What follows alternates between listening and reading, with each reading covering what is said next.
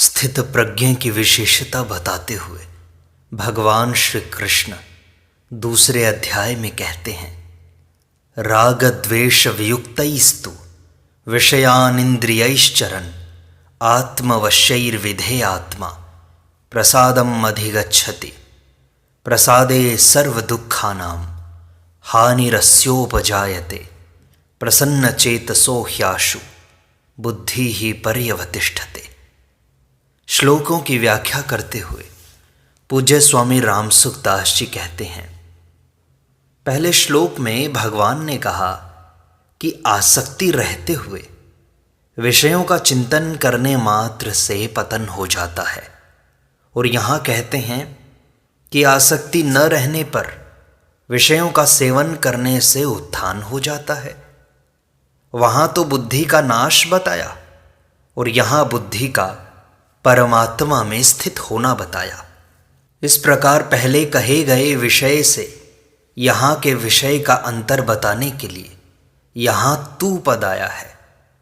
विधेयात्मा, साधक का अंतःकरण अपने वश में रहना चाहिए। अंतःकरण को वशीभूत किए बिना कर्मयोग की सिद्धि नहीं होती, अपितु कर्म करते हुए विषयों में राग होने की और पतन होने की संभावना रहती है। वास्तव में देखा जाए तो अंतःकरण को अपने वश में रखना प्रत्येक साधक के लिए आवश्यक है।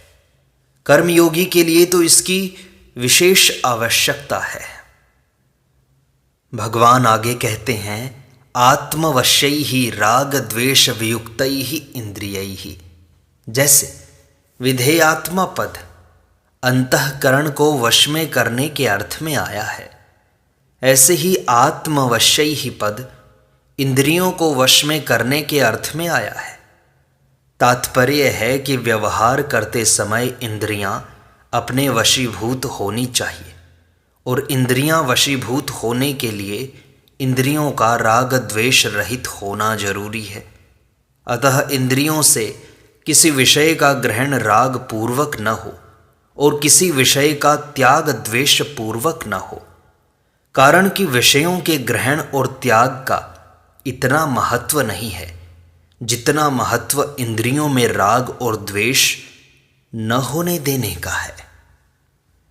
भगवान ने आगे कहा, विषयांचरण, जिसका अंतःकरण अपने वश में है और जिसकी इंद्रियां राग द्वेष से रहित तथा अपने वश में की हुई हैं, ऐसा साधक इंद्रियों से विषयों का सेवन अर्थात सब प्रकार का व्यवहार तो करता है, पर विषयों का भोग नहीं करता। भोग बुद्धि से किया हुआ विषय सेवन ही पतन का कारण होता है। इस भोग बुद्धि का निषेध करने के लिए ही यहाँ विधेयात्मा, आत्मवश्यैः आदि पद आए हैं। भगवान आगे कहते हैं, प्रसादम अधिगच्छति। राग द्वेष रहित होकर विषयों का सेवन करने से साधक अंतःकरण की प्रसन्नता को, स्वच्छता को प्राप्त होता है। यह प्रसन्नता मानसिक तप है, जो कि शारीरिक और वाचिक तप से ऊंचा है। अतः साधक को न तो राग पूर्वक विषयों का सेवन करना चाहिए और न ही द्वेष पूर्वक विषयों का त्याग करना चाहिए, क्योंकि राग और द्वेष इन दोनों से ही संसार के साथ संबंध जुड़ता है। राग द्वेष से रहित इंद्रियों से विषयों का सेवन करने से जो प्रसन्नता होती है, उसका अगर संग न किया जाए, भोग न किया जाए, तो वह प्रसन्नता परमात्मा की प्राप्ति करा देती है। आगे कहा, प्रसादे सर्व दुखानाम हानिरस्योपजायते। चित्त की प्रसन्नता अर्थात स्वच्छता, ये प्राप्त होने पर संपूर्ण दुखों का नाश हो जाता है, अर्थात कोई भी दुख नहीं रहता, कारण कि राग होने से ही चित्त में खिन्नता होती है। खिन्नता होते ही कामना पैदा होती है और कामना से ही सब दुख पैदा होते हैं। परंतु जब राग मिट जाता है तब चित्त में प्रसन्नता होती है। उस प्रसन्नता से संपूर्ण दुख मिट जाते हैं। जितने भी दुख हैं वे सब के सब प्रकृति और प्रकृति के कार्य शरीर संसार के संबंध से ही होते हैं। और शरीर संसार से संबंध होता है सुख की लिप्सा से। सुख की लिप्सा होती है खिन्नता से, परंतु जब प्रसन्नता होती है तब खिन्नता मिट जाती है। खिन्नता मिटने पर सुख की लिप्सा नहीं रहती। सुख की लिप्सा न रहने से शरीर संसार के साथ संबंध नहीं रहता, और संबंध न रहने से संपूर्ण दुखों का अभाव हो जाता है। सर्व दुखानाम हानि। तात्पर्य है कि प्रसन्नता से दो बातें होती हैं, संसार से संबंध विच्छेद और परमात्मा में बुद्धि की स्थिरता। यही बात भगवान ने पहले 53वें श्लोक में निश्चला और अचला पदों से कही है कि उसकी बुद्धि संसार में निश्चल और परमात्मा में अचल हो जाती है। यहाँ सर्व दुखानाम हानि, इसका तात्पर्य यह नहीं है कि उसके सामने दुखदायी परिस्थिति आएगी ही नहीं, अपितु इसका तात्पर्य यह है कि कर्मों के अनुसार उसके सामने दुखदायी घटना परिस्थिति आ सकती है, परंतु उसके अंतःकरण में दुख, संताप, हलचल आदि विकृति नहीं हो सकती। भगवान आगे कहते हैं, प्रसन्न चेतसो हि आशु बुद्धि ही पर्यवतिष्ठते। प्रसन्न चित्त वाले की बुद्धि बहुत जल्दी परमात्मा में स्थिर हो जाती है, अर्थात साधक स्वयं परमात्मा में स्थिर हो जाता है। उसकी बुद्धि में किंचित मात्र भी संदेह नहीं रहता। यहाँ मार्मिक बात यह है कि भगवद विषयक प्रसन्नता हो अथवा व्याकुलता हो, इन दोनों में से कोई एक भी अगर अधिक बढ़ जाती है तो वह शीघ्र ही परमात्मा की प्राप्ति करा देती है।